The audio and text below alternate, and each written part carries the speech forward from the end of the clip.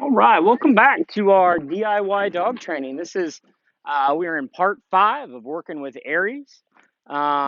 We are have a dog now who's properly force fetched.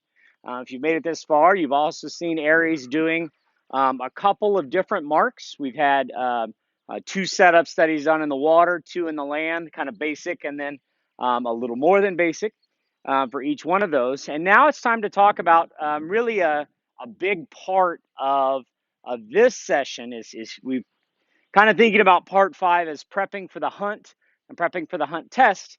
One of the big parts that we're going to need Aries to learn is that he's going to have to sit still. And so Aries at this point is not a dog that we call steady. Steady means a dog that will sit still and then wait to go get the object. He does not do this.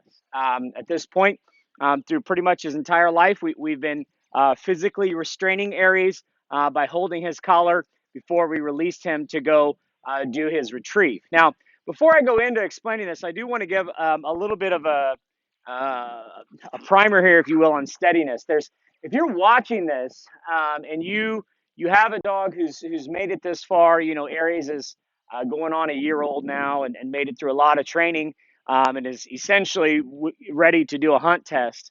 Um, um, if you have a dog that's this age, this is how you get a dog that's at this age to be steady. However, there are different methods for this, and some of those methods start very early. And we mentioned briefly in part 3 the idea of being steady, that he had to sit still and wait, that I was going to hold on to him and make him calm down before he could go get it. And we've been doing that. We've been doing that for the last several months with his training, by physically restraining him. But he will go as soon as he is physically capable of going. And so there is some school of thought that says we don't allow that from the very beginning. There are some schools of thought that say we start with an 8-week-old puppy and we're not going to let the 8-week-old puppy go until the puppy is steady. Now, there is no one size fits all in dog training. I hope that you've watched this video series and taken some ideas. If you are following it to a T, great. I doubt anybody watches this video series and does everything that I've done the exact same way, because what works for Aries may not be exactly what your dog needs. I feel like Aries has been a pretty typical case for a well-bred, hard charging gun dog. But he is certainly not the only method. So some people work on getting the dog steady very early. The general idea is this: if you have a dog that has a lot of drive and you know they're always going to go, you want to think about getting them steady. If you have a dog that doesn't have much drive, doesn't have much pep, you want to try to build them up and let them go and encourage them and get them more excited. Um, it's just a matter of preference. Personally, I tend to lean more towards I want him to always go rather than worrying about control, control, control. Generally, when a dog is developing, we try to help them be excited, to use their excitement to help build them up. So anyway, that's kind of the idea here. So what we're going to do here is we're going to get started here with a couple of fun tosses. We're just going to toss out some fun bumpers here for Aries, like he's done a million times. Oh boy, Aries, here. And we're going to make him pick it up, right? And we're going to come to the mat. All right, you notice I have the same mat out here today, that we've always been using. We're in a slightly different spot, but we have the same mat. Now, it's important that when I'm doing this drill, that Aries is not allowed to have a fun bumper when he is on the mat. When he's on the mat, he's got to sit still. That's going to be the game here. So steadiness is going to happen on the mat. So here, being out here loose with me, whee, you can go get the bumper. All right. Now what we're going to do is we're going to help him understand that there is a spot where this stuff is happening. And we use this method because dogs are super sensitive to their environment. I'm using the concept of their environmental awareness, that when he's on the mat, he's got to sit still. Now, how do we do this? Okay, Well, first off, in the Marks videos, you might have noticed that I've been incorporating the whistle for here as well as for sit, and we're going to start expanding this. Okay. He is also wearing his e-collar today, and so what we're going to do today is we're going to start with putting him on the mat after we've done a little fun bumper. We're going to put him on the mat and simply keep him on the mat, right? And we're not going to use a lot of pressure. We're not going to use a lot of force here. We're going to keep this pretty fun, right? Pretty enjoyable. Good. Sit. Good. And what I'm going to do with him at heel is I'm going to simply walk a circle around him. Sit. All right. I'm changing my position, right? Very slowly. Good. Sit. Sit.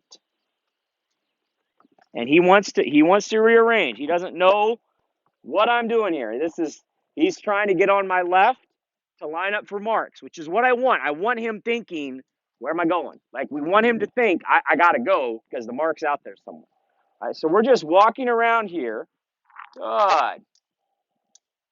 And he is trying desperately to stay at heel, and I am perfectly okay with that. Good. Sit. Sit. Nope. Nope. Sit. Sit. Okay, now, what I'm going to do now is if he gets off the mat while I'm doing this, I'm going to apply an e-collar nick, a low nick that he's used to, and tell him to go back to the mat and tell him to sit. All right? So we're going to here. Sit. Good. Good. No. No. Now, some people here use the word stay. I do not use the word stay. I think I've mentioned this before. Right? Sit means keep your behind on the ground until you're told otherwise, right? That means stay put. So we're going to just stay here. Now you can do some things with your hands, like kind of play the traffic cop, and I'm easing away from him. Good. Sit. Boy. Sit. Good. Nope. Nope. Right there, I gave a correction. I want him on the mat. Nope. Nope. Sit. And it's going to be all different directions, right? We want him on the mat. You stay on. Nope. Nope. Nope. Gotta stay on the mat. Good. Sit. Good. Now, he's being a good boy here, and he was sitting. And again, I'm only, 2 feet away from him. Good. Sit.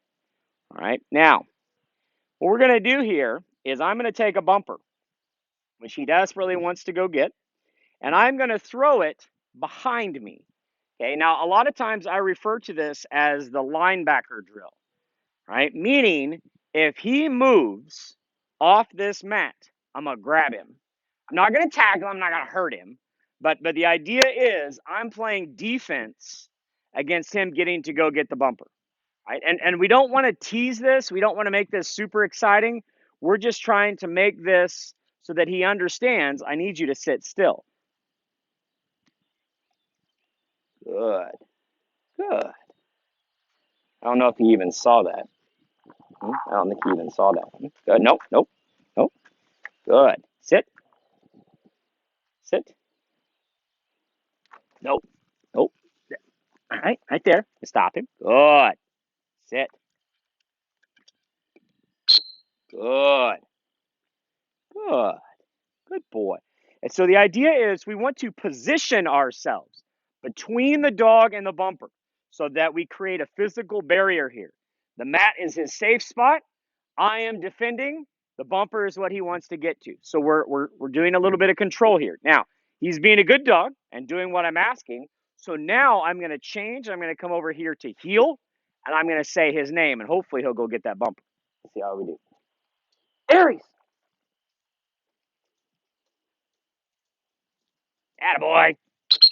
Good. Yeah. Good boy. Good. Okay. Sit. Let's try it again. Nope. Nope. Back here. And I'm not using e-collar here. I am using a physical catch to introduce. Nope. Sit. Nope. Sit. Good. Good. Good boy. Very good. Lots of praise, right? If your dog is motivated by praise, that's good. Okay. Now, this is definitely again like a lot of things at this level of training. We're reading the dog. He's he's telling me, "Hey, I want to go, boss. I want to go." And I'm refining. I'm changing the rules a little bit here on what he's been able to do. Because before it's always been pick it up, pick it up, pick it up, and now I'm telling him, "Okay, but I need you to wait just a second." Right? Good boy. Good. Sit. Aries.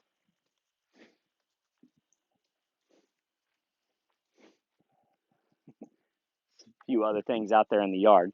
This is also good because it helps the memory a little bit. Good boy. Now, I should also mention that I'm intentionally doing this. Using a black and white bumper. Sit, sit. One, it makes it super visible. Two, I'm using a bumper instead of a bird because I'm trying to not get him overly excited. Right? A lot of dogs go crazy about the bird. Right? So that's harder. So it's easier to teach with just kind of a less interesting plastic bumper. So keep that in mind. And if you've got a dog that's like, psychotic about a particular toy, don't use that toy. You use something that, yeah, they'll pick it up, but maybe it isn't the most interesting thing in the world. Good. Good. Sit. Good. Sit. Good boy. Good. He's giving me a tail wag saying, I got you, boss. I got you. I know what we're doing. Sit. Good. Aries. Now, since he did so well there, I'm going to go ahead and try the next little bit here. And of course, if your dog drops, okay, we reinforce all those tools that we have with force fetch to pick it up. Good. Now, we're going to make this even harder. Here's an important thing for the next level of training, and that is this. We call it the denial. It's the idea that not every bird, not every bumper is yours. Even if you saw it fall, that doesn't make it yours. Sit. Good. Sit.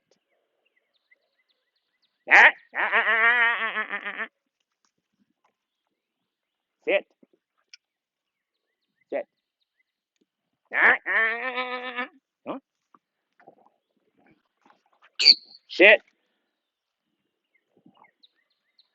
Okay, we're going to give an e-collar correction here. One. She gets off. We're going to sit. We're going to give a correction. Sit.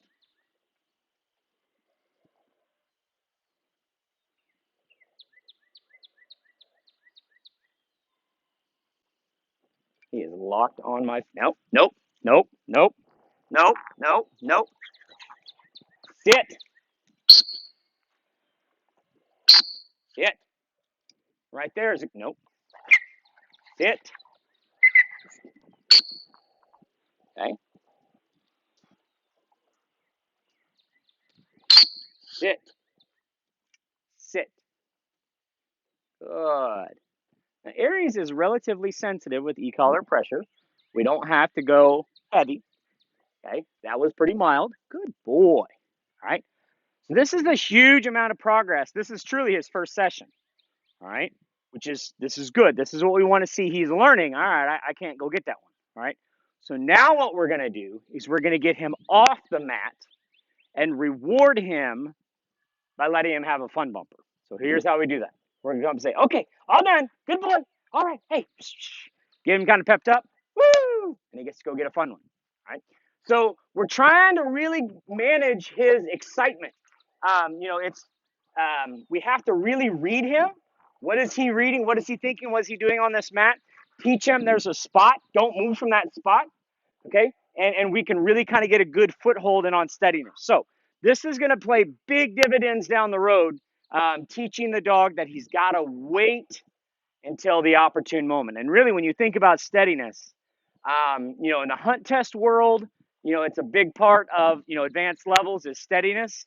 And in the hunting world, it's a huge part to have a steady retriever that'll sit and wait to be sent.